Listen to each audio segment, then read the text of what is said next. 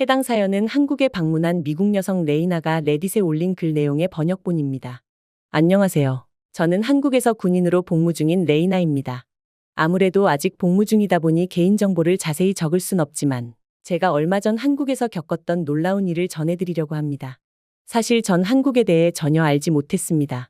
딱히 관심도 없었죠. 대표적인 예로 한국의 겨울이 이렇게나 추운 줄 상상도 못했습니다. 여름이 끝나자마자 한파와 함께 겨울이 들이닥치는 건 물론이고 심지어는 러시아보다 한국이 춥다는 이야기도 여러 번 들었으니까요. 하지만 최근 한국에서 겪은 몇 번의 놀라운 사건으로 인해 한국에서 살고 싶은 마음이 그 누구보다 간절해졌습니다. 제게 한국을 소개시켜준 사람에게 찾아가 근사한 식사와 함께 감사한 마음을 전하고 싶을 정도였죠. 사실 제가 한국에 대해 알게 된 건 제 친오빠 덕분이었습니다. 저희 남매는 중학교에 입학할 때만 해도 네브래스카주에 있는 오마하에서 부유한 삶을 살고 있었습니다. 부모님이 동네에 큰 마트를 하나 가지고 계실 정도였으니까요. 하루는 제 생일날 학교 친구들을 전부 불러 모아 마트로 놀러 간 뒤 이 마트가 우리 마트라고 자랑하며 원하는 만큼 공짜로 가져가라고 해 온 동네 친구 부모님들이 경찰서에 불려가며 마을이 난리 난 적도 있었습니다. 하지만 중학교 때 부모님이 사기꾼에게 사기를 당하며 하루아침에 저희 가족은 빚쟁이에게 도망다니는 신세가 되었고 워낙 동네를 자주 옮겨 다니다 보니 한 달에 2번이나 전학을 간 적도 있었습니다. 결국 부모님은 오랜 시간 동안 문제를 해결하지 못하셨고 갑작스레 궁핍한 삶을 살게 된 저희 남매는 고등학생이 된 후 군인이라는 직업에 관심을 가지게 됐습니다. 미국의 보호를 받음과 동시에 미국과 나 자신 그리고 내 주변 지인을 지킬 수 있는 능력을 기를 수 있었고 거기다 의식주가 제공되니 말이죠. 군대에 먼저 입대한 건 오빠였습니다. 집안 상황이 좀처럼 나아질 생각을 하지 않자 오빠는 부모님께 짐을 덜어드리기 위해 이른 나이부터 독립할 수 있는 군대를 지원했고 저 또한 오빠의 만족스러운 삶을 보며 군인을 꿈꿔왔습니다. 그렇게 저희 남매는 학교를 졸업하자마자 군인이 되었고 몇 년간 군복무를 성실하게 해왔습니다. 다행히 저희 남매가 군복무를 하는 동안 부모님의 상황은 조금씩 호전되기 시작하셨고 저희 남매 또한 각자의 방법으로 군복무를 하며 힘든 시기를 버텨냈습니다. 오빠의 경우 마라톤이었고 전 등산이었죠. 등산을 할 때 유일하게 잡생각이 사라졌는데 오로지 목표만을 위해 달려갈 수 있던 점이 그 이유였습니다. 그렇게 몇 년간 군복무를 하며 점차 적응해 나갈 때쯤 문득 오빠에게 한국으로 파병을 가면 진급 기회가 생긴다는 사실과 생각보다 많은 금액의 보너스를 지원받는다는 이야기를 전해 들었습니다. 그때 처음 한국에 대해 알게 되고 관심을 가지기 시작했죠. 처음엔 인터넷 검색을 통해 한국에 대해 알아봤는데 한국은 조그마한 나라인 것 치고 상당히 많은 장점이 있는 나라였습니다. 다양한 기술과 볼거리, 전투력은 물론이고 식문화나 시민의식 등 미국과는 많은 것들이 달랐지만 오히려 배울 점이 더 많아 보이기도 했죠. 특히 등산을 손쉽게 할 수 있다는 이야기는 산을 좋아하는 저로선 너무나도 반가운 소식이었습니다. 한국은 전국 어디에서나 가볍게 오르내릴 수 있는 산이 있었는데 이 점만으로도 충분히 제 환심을 사기 충분했고 오빠와 상의해 본 결과 하루라도 빨리 한국으로 파병을 가기로 결심했습니다. 파병을 지원하고 얼마 지나지 않아 금세 한국에 올 수 있었고 그렇게 첫 해외 방문이자 동시에 한국에서의 근무를 순조롭게 시작했습니다. 예상한 대로 한국은 정말 놀라운 곳이었습니다. 휴가 때면 제가 좋아하는 등산을 다니기 시작하며 숙소 근처에 있는 모든 산들을 다니기 시작했습니다. 놀랍게도 한국은 정말 산이 많았는데 정상까지 30분 남짓 시간이 소요되는 산도 상당히 많았죠. 항상 제 몸만한 가방을 메고 등산을 했던 미국에 비해 훨씬 수월하며 가벼운 마음으로 산에 오를 수 있었죠. 시작을 하면 끝을 봐야 하는 성격이었던 저로선 난이도가 쉬운 등산의 경험은 너무나도 새로웠습니다. 그리고 무엇보다 산에서 곰 같은 야생동물을 쉽게 마주칠 일이 없다는 게 가장 큰 장점이었죠. 그렇게 휴가 때마다 한국의 이곳저곳을 등산하며 행복한 삶을 지내고 있던 중 서울에 있는 도봉산이 지하철역과 가까우면서 등산하기 정말 좋다는 이야기를 들었습니다. 안 그래도 요즘 한국에서 지하철을 타고 다니는 재미에 빠져 지하철역에 있는 산이라 당장 가보기로 했죠. 사람들의 말대로 도봉산은 험난하기도 했지만 길이 많아 정상을 찾아가는 재미가 있었습니다. 문제는 산 정상에 올랐을 무렵 생겼죠. 산 정상에서의 공기를 한껏 들이마시고 다시 왔던 길로 내려가던 중 수많은 갈림길이 나와 순간 혼란에 빠졌습니다.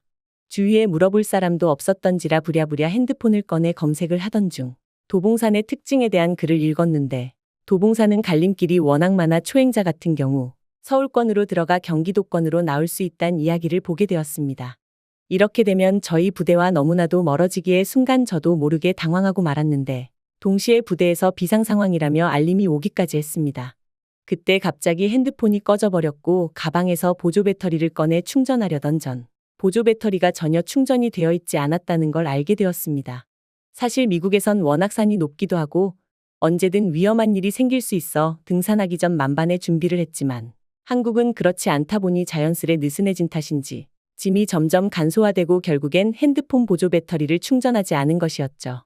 직업 특성상 항상 연락받을 준비가 되어 있어야 했기에 전 점점 초조해지기 시작했습니다. 그렇다고 무턱대고 아무 곳으로 내려갈 수는 없기에 고민하고 있던 찰나 마침 위에서 누군가 내려오기 시작했고 한 걸음에 달려가 지금 제 상황을 천천히 설명하기 시작했습니다.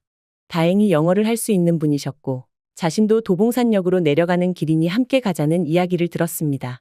소통에 문제가 조금 있긴 했지만 함께 내려가는 길에 한국인 등산객에게 많은 이야기를 들을 수 있었는데 그중 충격적인 사실을 들을 수 있었습니다. 한국은 지하철역에 핸드폰을 충전할 수 있는 보조 배터리가 있다는 사실이었죠. 처음엔 제가 잘못 알아들은 건 줄 알고 긴가민가 했는데 산을 무사히 내려와 지하철역에 도착하자마자 지하철역으로 달려가 보고선 깜짝 놀랄 수밖에 없었습니다. 지하철역 한켠에 정말로 핸드폰 보조 배터리들이 쌓여 있었기 때문이죠.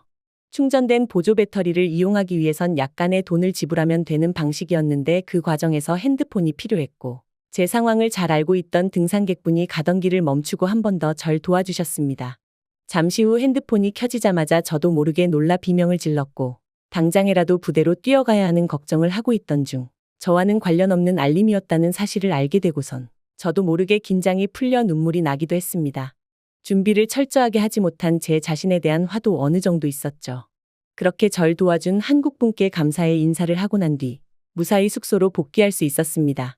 숙소로 가는 길에 다른 나라에선 이렇게 보조 배터리를 길거리에서 대여하는 게 도난 문제 때문에 절대 불가능할 텐데 한국은 어떻게 가능한 건지 검색해보니 한국에서 도난은커녕 오히려 사람들의 반납률이 99.9%에 미쳤다는 기사를 찾아볼 수도 있었습니다. 이런 시민의식 문화는 정말 배워야 한다고 생각했죠. 전 그날 뒤로 예전처럼 등산 전엔 꼭 만반의 준비를 하고 등산을 하고 있습니다. 도봉산에서처럼 길을 잃지 않기 위해 한국어 공부도 조금씩 하고 있고요. 그때 절 도와준 한국인분께 진심으로 감사의 인사를 드리며 혹시 이 글을 읽으시는 미국인분들 중 등산에 관심이 있으신 분들은 한국만한 천국이 없다는 점을 알려드리고 싶네요. 해당 글에 달린 여러 해외 댓글 반응입니다. 한국이 등산하기 좋은 나라라는 건 잘 알고 있었는데 이런 배터리 대여 시스템까지 있다는 건 몰랐네요. 한국인들은 정말 시민의식이 뛰어난 것 같아요. 도봉산을 가셨군요. 저도 남편과 한국으로 여행가 처음 도봉산을 올랐을 때 엉뚱한 길로 나와 숙소에 가는 데만 2시간이 걸렸던 기억이 납니다. 지금은 다시 캐나다로 돌아왔지만 한국처럼 등산하기 좋았던 나라가 어디 있을까 싶네요. 한국인들은 모르는 사람들한테 친절하다는데 이 정도면 한국인의 유전자를 다시 한번 검사해봐야 하는 게 아닌가 싶네요. 한국은 등산할 수 있는 곳도 많지만 그만큼 대중교통도 잘 되어 있어 더 편한 것 같더라고요. 외국인들에게 한국이 살기 좋은 나라인 건 확실합니다. 저도 한국에 있는 치악산에서 길을 잃은 적이 있습니다. 처음이라 야생동물이 나타날까봐 나뭇가지를 양손에 들고 벌벌 떨며 내려왔던 기억이 있네요. 막상 내려오는 동안 막걸리라는 술을 마시고 있는 사람들밖에 못 봤지만 말이죠. 저도 레이나처럼 한국 팥병을 꿈꾸고 있는 학생입니다. 한국 이야기는 들으면 들을수록 신기하네요. 어서 빨리 한국으로 가보고 싶어요. 한국에서 복무 중인 레이나와 그녀를 도와줘 한국에 좋은 인식을 심어주신 한국분께 진심으로 감사의 인사를 전하며 앞으로도 다양한 소식 전해드리겠습니다. 감사합니다.